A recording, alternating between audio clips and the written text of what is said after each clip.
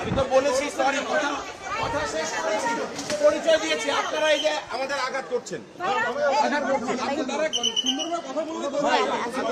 কেন কথা বলবো? একটা তদন্তাধীন বিষয়ে কেন কথা বলবো? খালাদের কেন সামনে দাঁড় করাইনি।